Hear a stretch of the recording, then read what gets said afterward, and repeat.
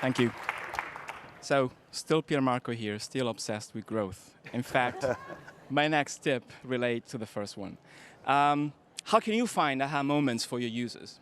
In other words, how can you find those features that your first-time visits experience that drive long-term retention and eventually has your users become your first-time visitors come back, discover the value of your product, form a habit, and finally become a current user?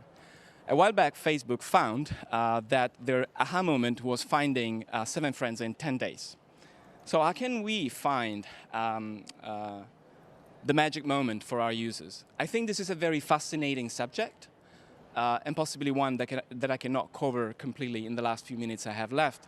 But today I have a very practical and powerful tip for you, which is called behavioral cohorts. It's made by a combination of the new cohort tables by Workspace and the success event pathing.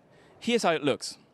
This visualization tells me that first-time users that saved an alert are 4 times more likely to be retained, to come back, than those that didn't and, for instance, only searched or viewed some content. How do you go about it?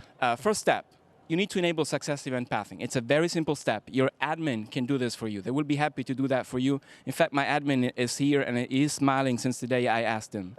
But make sure you provide them with meaningful events because you don't want to have noise in your data. Nice thing about enabling success event pathing is that once you do it, you get events in your flow diagrams. Step number 2, build a cohort and now drop the visits metric both in the inclusion criteria and in the return criteria. Then apply a segment at visitor level where visit number equals 1, so you're capturing first-time visitors. Then hit advanced, then hit custom dimension cohort.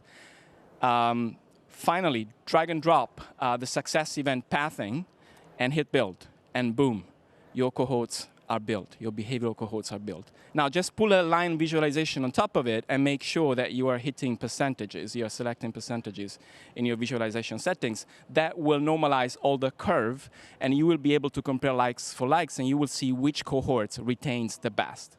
As a tip in the tip, you may want to think of using dimensions other than the success event pathing. So you may want to explore other dimensions such as browser, like I'm showing now on screen, or country, which might give you more insights. To conclude, while I think it takes an art and possibly a data science to quantify your user's aha moment, the exact aha moment, I think this very simple and practical tool and powerful tool is phenomenal for you to start making hypotheses as to what might drive your people to see the value of your product upon their first-time visit. Like I'm showing now on screen, for this product, face a filter search, look how incredible its retention curve goes, right? It even grows at some point. So again, the name of the game here is experiment. Make sure that it is that behavior that drives engagement, not the other way around. But once you validate that, make sure that you drive as many people as possible to that specific feature. Chances are they will get a magic moment too. Thank you very much. I hope you like my tips. And don't forget to vote.